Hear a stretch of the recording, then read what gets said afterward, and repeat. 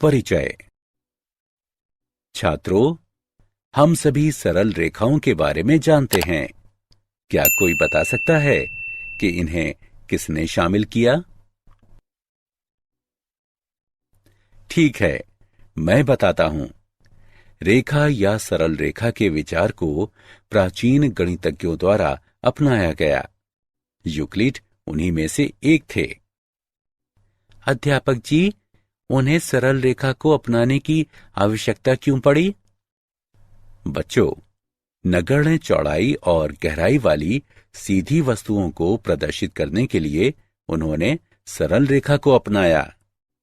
Euclid ने एक रेखा को लंबाई कम चौड़ाई के रूप में परिभाषित किया और आधारभूत गुणधर्मों के रूप में ऐसे कई सिद्धांत प्रस्तुत किए जो सिद्ध नहीं हो पाए, जिनसे उन्होंने ज्यामिति की रचना की।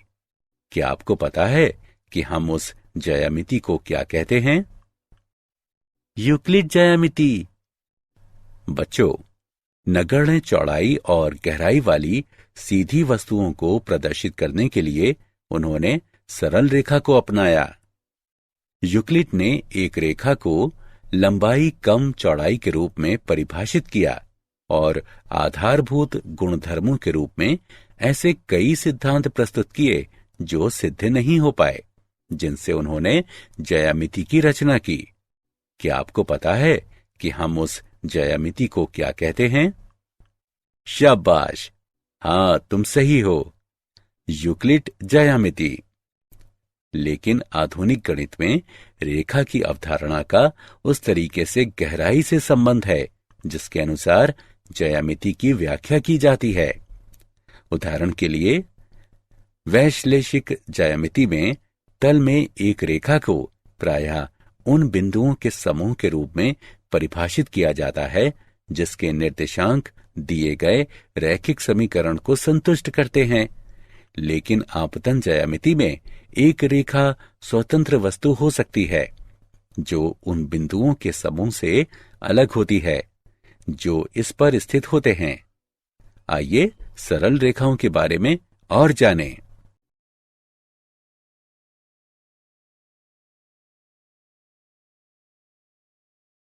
उद्देश्य। इस पाठ के अंत में आप निम्न करने में सक्षम हो जाएंगे। ढाल अंताखंड रूप की व्याख्या करना। अंताखंड रूप की व्याख्या करना। लंब रूप को जानना। एक रेखा के व्यापक समीकरण को लिखना। एक बिंदु से रेखा की दूरी ज्ञात करना।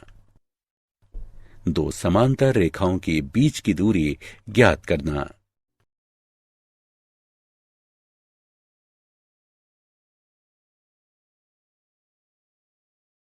ढाल अंताखंड रूप। किसी रेखा के समीकरण को प्रदर्शित करने के लिए शायद ढाल अंताखंड रूप का प्रयोग सबसे अधिक किया जाता है। ढाल अंताखंड रूप के प्रयोग में समर्थ होने के लिए आपको निम्न करने की जरूरत है। एक रेखा की ढाल ज्ञात करना और रेखा का y अंताखंड ज्ञात करना। सामान्यतः ढाल अंताखंड रूप में निम्न सूत्र को माना जाता है। y बराबर mx जमा b, जहां m रेखा की ढाल है और b y अंताखंड है।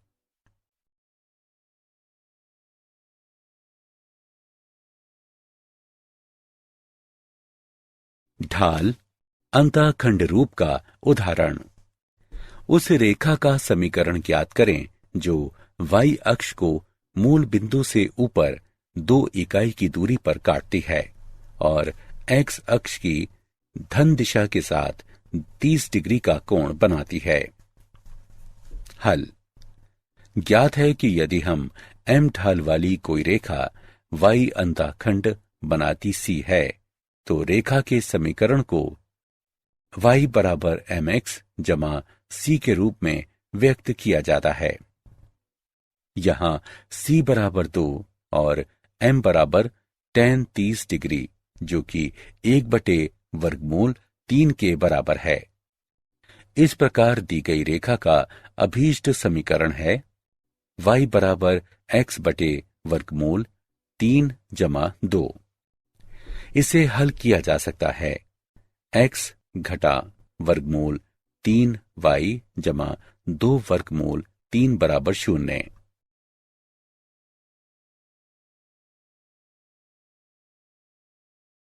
अंतःखंड रूप। रेखा का अंतःखंड रूप दोनों अक्षों के अंतःखंडों पर आधारित रेखाखंड का समीकरण होता है। x अक्ष और y अक्ष पर क्रमशः a और b अंतःखंड बनाने वाली रेखा का समीकरण है। x/a जमा y/b बराबर 1। ax अंतःखंड है, by अंतःखंड है। a और b अशून्य होने चाहिए।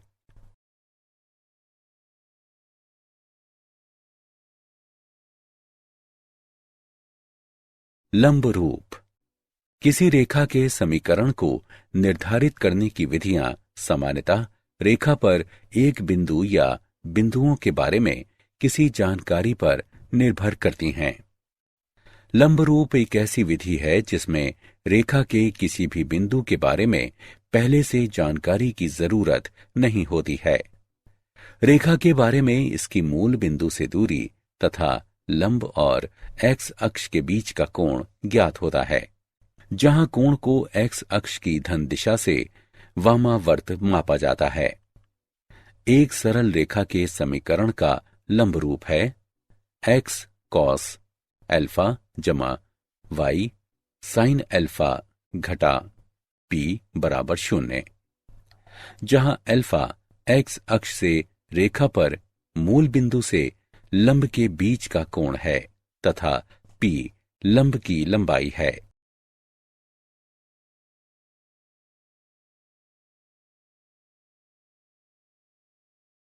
लंब रूप का उदाहरण। उस रेखा का समीकरण ज्ञात करें जो मूल बिंदु से 5 इकाई की लंबवत दूरी पर है और लंब द्वारा धन x अक्ष के साथ निर्मित कोण 30 डिग्री है। आइए इसे हल करते हैं।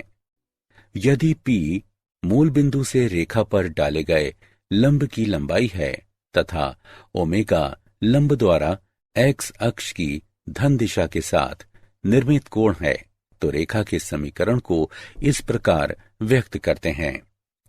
x cos ओमेगा जमा y sin ओमेगा बराबर p। यहाँ p बराबर 5 इकाई और ओमेगा बराबर 30 डिग्री। इस प्रकार दी गई रेखा का अभीष्ट समीकरण है x cos 30 डिग्री जमा y sin 30 डिग्री बराबर 5। इसे हल किया जा सकता है। x वर्गमूल 3 जमा y बराबर 10।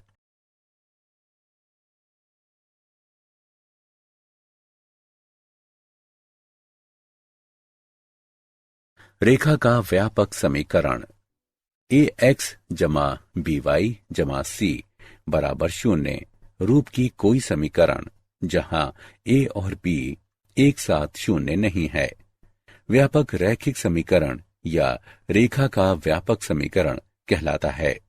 व्यापक समीकरण के विविध रूप। ढाल अंतःखंड रूप। यदि b 0 के बराबर नहीं है तो ax जमा by जमा c बराबर 0 को इस प्रकार लिखा जा सकता है। y बराबर घटा a x बटे b घटा c बटे b, या y बराबर mx जमा स्मॉल c, जहां m बराबर घटा a बटे b, स्मॉल c बराबर घटे c बटे b, y अंतःखंड है। यदि b बराबर 0 तो x बराबर घटा c बटे a बराबर x अंतःखंड है, जो कि एक ऊर्ध्वाधर रेखा है जिसकी ढाल अपरिभाषित है। अंतःखंड रूप। यदि c 0 के बराबर नहीं है तो ए एक्स जमा बी वाई जमा सी बराबर 0 को इस प्रकार लिखा जा सकता है, या x बटे a जमा वाई बटे b बराबर 1, जहां a बराबर घटा c बटे a बराबर x अंताखंड, b बराबर घटा c बटे b बराबर y अंताखंड। यदि c बराबर 0 तो ax जमा by जमा c बराबर 0 को इस प्रकार लिखा जा सकता है, ax जमा by बराबर 0, जो मूल बिंदु से जाने वाली एक रेखा है और इसलिए अक्षों पर 0 अंतःखंड है। लंब रूप, मान लें x cos ओमेगा जमा y sin ओमेगा बराबर p। समीकरण ax जमा by जमा c बराबर 0 या ax जमा by बराबर घटा c के द्वारा प्रदर्शित रेखा का लंब रूप है। इस प्रकार दोनों समीकरणें समान हैं और इसलिए a बटे cos ओमेगा बराबर b बटे sin ओमेगा बराबर घटा c बटे p। इससे हमें प्राप्त होता है cos ओमेगा बराबर घटा ap बटे c और sin ओमेगा बराबर घटा bp बटे c। और अब sin वर्ग ओमेगा जमा cos वर्ग ओमेगा बराबर घटा ap बटे c पूरे का वर्ग जमा घटा bp बटे c पूरे का वर्ग बराबर 1, या p वर्ग बराबर c वर्ग बटे a वर्ग जमा b वर्ग, या p बराबर जमा घटा c बटे a वर्ग जमा b वर्ग का वर्गमूल। इसलिए cos ओमेगा बराबर जमा घटा a बटे a वर्ग जमा b वर्ग का वर्गमूल और sin ओमेगा बराबर जमा घटा b बटे a वर्ग जमा b वर्ग का वर्गमूल। इस प्रकार समीकरण ax जमा by जमा c बराबर 0 का लंब रूप है। x cos ओमेगा जमा y sin ओमेगा बराबर p, जहां cos ओमेगा बराबर जमा घटा a बटे a वर्ग जमा b वर्ग का वर्गमूल, sin ओमेगा बराबर जमा घटा b बटे a वर्ग जमा b वर्ग का वर्गमूल, तथा p बराबर जमा घटा c बटे a वर्ग जमा b वर्ग का वर्गमूल।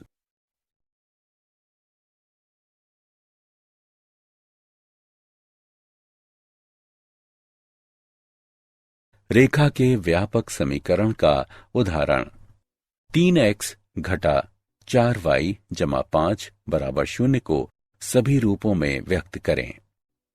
हल, ढाल अंतःखंड रूप y बराबर 3 बटे 4x जमा 5 बटे 4, जहां m बराबर ढाल बराबर 3 बटे 4, c बराबर 5 बटे 4 अर्थात y अंतःखंड। अंतःखंड रूप 3x घटा 4y बराबर घटा 5, 3x बटे घटा 5 जमा 4y बटे 5 बराबर 1, x बटे घटा 5 बटे 3 जमा y बटे 5 बटे 4 बराबर 1 अंतःखंड रूप। x अंतःखंड बराबर घटा 5 बटे 3, y अंतःखंड बराबर 5 बटे 4।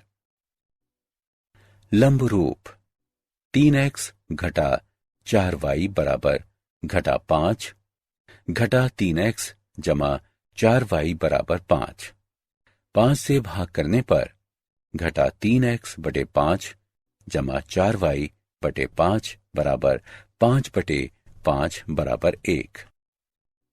x cos अल्फा जमा y sin अल्फा बराबर p, p शून्य से अधिक है, जहां cos अल्फा बराबर घटा 3/5, sin अल्फा बराबर 4/5, p बराबर 1।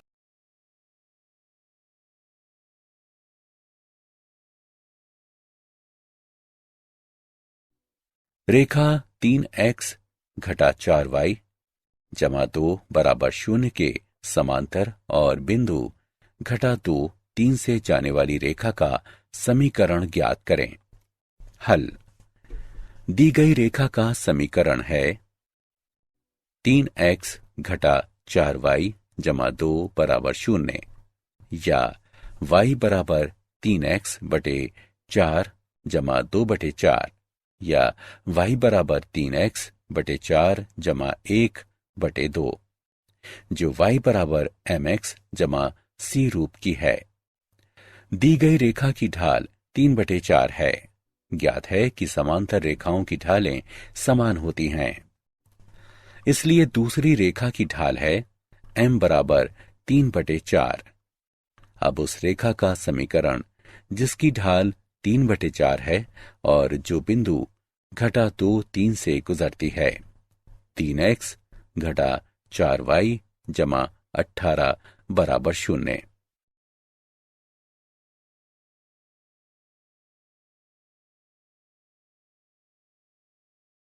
एक बिंदु की रेखा से दूरी। एक बिंदु की रेखा से दूरी बिंदु से रेखा पर डाले गए लंब की लंबाई होती है। एक रेखा ax जमा by जमा c बराबर 0 की बिंदु x1 y1 से लंबवत दूरी d को इस प्रकार व्यक्त करते हैं। d बराबर ax1 जमा by1 जमा c का मापांक बटे a वर्ग जमा b वर्ग का वर्गमूल।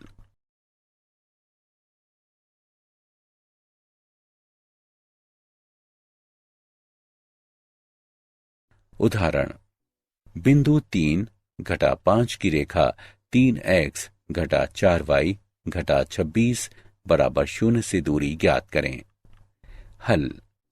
दी गई रेखा है 3x घटा 4y घटा 26 बराबर 0। इसे 1 नाम दें। 1 की तुलना रेखा के व्यापक समीकरण ax जमा by जमा c बराबर 0 से करने पर हमें प्राप्त होता है a बराबर 3, b बराबर घटा 4 और c बराबर घटा 26। दिया गया बिंदु है x1 y1 बराबर 3 घटा 5। दिए गए बिंदु की दी गई रेखा से दूरी d 3/5 है।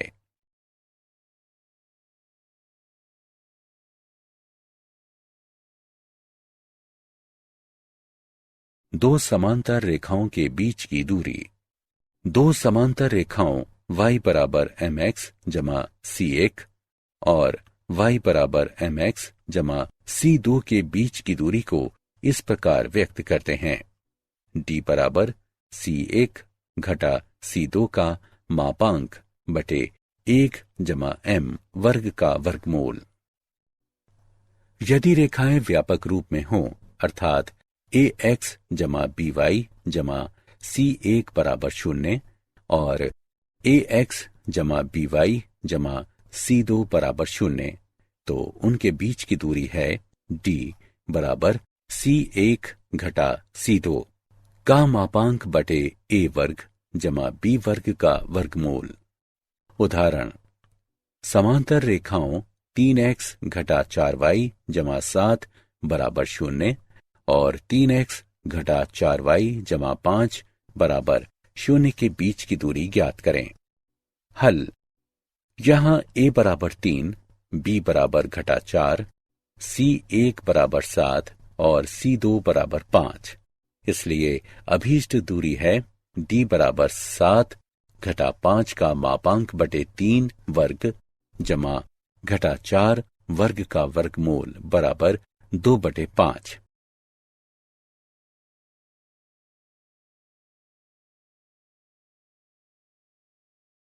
क्या आप जानते हैं दो रेखाओं का प्रतिच्छेद बिंदु। मान लें दो रेखाओं के समीकरण हैं a1 x जमा b1 y जमा c1 बराबर 0, इसे 1 नाम दें। और a2 x जमा b2 y जमा c2 बराबर 0, इसे 2 नाम दें। मान लें कि ये दोनों रेखाएं एक बिंदु P x1 y1 पर प्रतिच्छेद करती हैं। तब x1 y1 दी गई समीकरणों में से प्रत्येक को संतुष्ट करता है। इसलिए a1 x1 जमा b1 y1 जमा c1 बराबर 0 और a2 x1 b2 y1 जमा c2 बराबर 0। वज्र गुणन द्वारा इन दोनों को हल करने पर हमें प्राप्त होता है।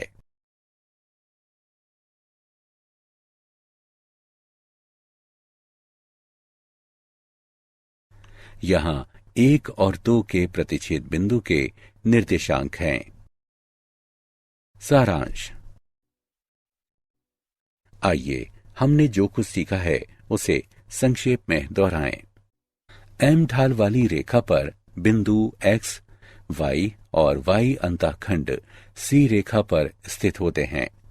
यदि और केवल यदि y बराबर mx जमा c हो। यदि m ढाल वाली एक रेखा x अंतःखंड D बनाती है तो रेखा का समीकरण y बराबर m गुणा x घटा d होता है। x और y अक्ष पर क्रमशः a और b अंतःखंड बनाने वाली एक रेखा का समीकरण x बटे a जमा y बटे b बराबर 1 होता है। मूल बिंदु से लंब दूरी p तथा लंब और धन x अक्ष के बीच ओमेगा कोण वाली रेखा के समीकरण को x cos ओमेगा जमा y sin ओमेगा बराबर p द्वारा व्यक्त किया जाता है। ax जमा by जमा c बराबर 0 रूप का कोई समीकरण जिसमें a और b एक साथ 0 न हो व्यापक रैखिक समीकरण या एक रेखा का व्यापक समीकरण कहलाता है।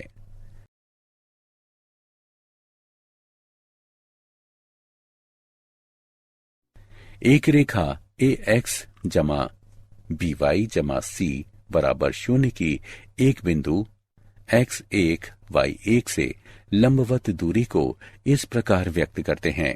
समांतर रेखाओं ax जमा by जमा c1 बराबर 0 और ax जमा by जमा c2 बराबर 0 के बीच की दूरी को इस प्रकार निरूपित करते हैं।